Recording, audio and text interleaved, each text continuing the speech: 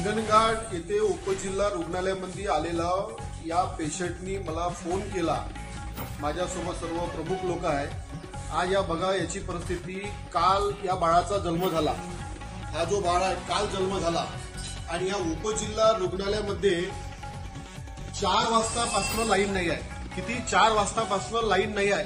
हे छोटं जे बाळ आहे इथं लाईन नाही आहे, फॅन नाही आहे आणि उपजिल्हा रुग्णालयाची परिस्थिती बघा। मी आता पेशंटलाच विचारतो, तुमचा नातू आहे का? तो नातू आहे।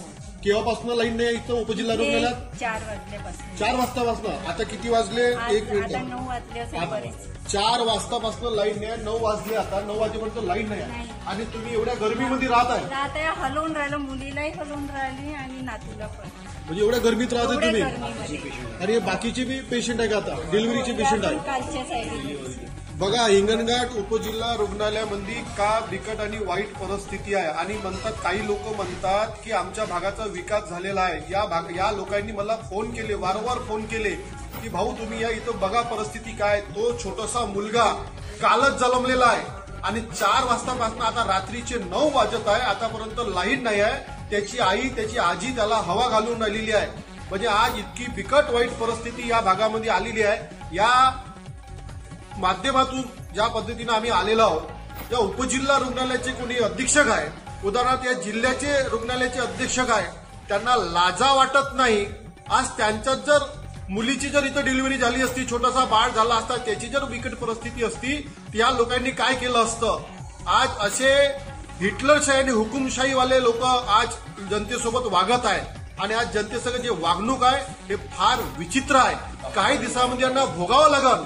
या हॉस्पिटलला आलो, इथं डॉक्टरची सुद्धा व्यवस्था नाही आहे, वॉर्ड बॉय नाही। इथं लोक वगैरे डॉक्टर येतात का?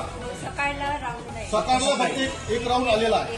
मग नाही का सिस्टर लोक येऊन म्हणजे लाईन गेली तेव्हापासून कोणीच नाही का? फक्त एक सिस्टर, वॉर्ड बॉय आणि डॉक्टर दोन्ही नाही आहे इथं? नाही, फक्त सिस्टरनी औषध पाणी जे द्यायचंय ते दिले। या सर्व पेशंट आहे, दुपारी 4 वाजतापासून दाखवा पूर्ण पेशंटची परिस्थिती पहा।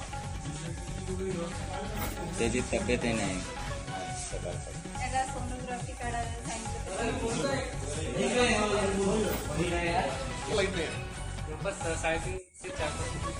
लाईन नाही आहे। बरं, इथं जनरेटरची व्यवस्था काय केली का हॉस्पिटलमधून?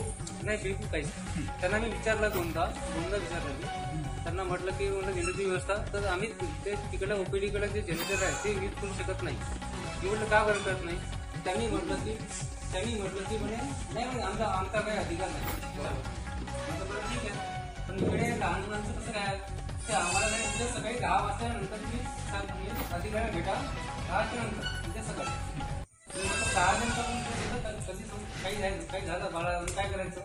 कोणा ऑक्सिजन कमी पडते, कोण काय करतं, तर मग आम्हाला काही घेणं नाही। सर्वांनी कोण काय म्हणे आम्हाला घेणं नाही?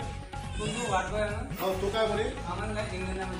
तुम्हाला पेशंटला काही झालं नाही आम्हाला काही घेणं नाही। उद्या सकाळी 10च्या नंतर तुम्ही अधिकाऱ्याशी बोला, त्याच्यानंतर आम्ही डिसिजन घेऊ। मला एकच म्हणायचं आहे की आपण मेडिकल कॉलेजच्या मोठ्या म्हणजे त्याच्या मार्फत काय म्हणतात खूप मोठ्या करतो आणि छोट्याशा ग्रामीण जिल्हा रुग्णालयामध्ये ह्या गोष्टी म्हणजे अपुऱ्या आहे। त्याच्यावरती लक्ष कोणच नाही। त्याच्याशी पण मी 2-3दा काय म्हणतो आमदाराच्या जो कंझ्युमर केअर नंबर आहे त्यांना फोन केला, रिसिव्ह नाही केला 10 वेळा, तेव्हा पण 2 तास लाईन नव्हती। तेव्हा जी क्रिटिकल कंडिशन होती दादा, तेव्हा क्रिटिकल कंडिशन होती। माझ्यासोबत 10 लोक होते, त्यांनी माझं क्रिटिकल म्हणजे एवढ्या काढलं की खूप जास्त। आज तर तिथं नॉर्मल पण वाटायचं काही पेशंट, पण त्या दिवशी खूप क्रिटिकल एखादी एकदा बाळ गेलं असतं ना, तेव्हा सांगतो आमदाराचा आम्ही असं काहीतरी केलं समजा एखाद्या पेशंटला एखाद्या व्यवस्था नाही आहे, कधी काही झालं तर याचा जिम्मेदार कोण राहील मला इंटरेस्ट नाही। बघा, उपजिल्हा रुग्णालयामध्ये आम्ही आलो असताना या परिवाराने बी मला फोन केले, त्याही परिवाराने मला फोन केले की आमच्या भागात येऊन बघा। या बघा छोटासा बाळ आहे, कालच त्याचा जन्म झालेला आहे, काल यानं दुनिया पाहिलेली आहे, 1 दिवस झाला, फक्त 1 दिवसाचा बाळ आहे। आज त्याची आजी, त्याची आई त्याला हवा घालत आहे। आज इतकी बिकट आणि वाईट परिस्थिती आहे। मला सांगा, जर या बाळाला जर कमी जास्त जर झालं, उदाहरणार्थ इथं ऑक्सिजनची व्यवस्था नाही आहे, आज उपजिल्हा रुग्णालय हे वालं आणि ट्रामा सेंटर आहे, आज नॅशनल हायवेवर असलेलं हॉस्पिटल आहे आणि मोठं हॉस्पिटल आहे, असं असताना जर समजा या बाळाला कमी जास्त जर झालं तर याचं जबाबदार कोण राहील? आम्ही कोणावर गुन्हे दाखल करायचे?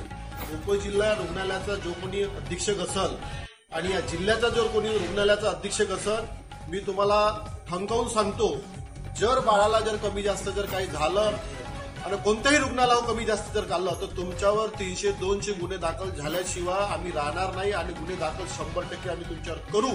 आणि जे काही पद्धतीनं तुम्ही हुकुमशाही आणि हिटलरशाहीच्या पद्धतीनं वागून राहिलेल्या आणि ह्या सामान्य माणसाच्या जीवाशी तुम्ही खेळून राहिलेले आहे, तुम्ही लक्षात ठेवा. हे जनता तुम्हाला धडा शिकवल्याशिवाय राहणार नाही.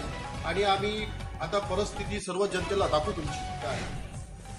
ठीक आहे, हे पूर्ण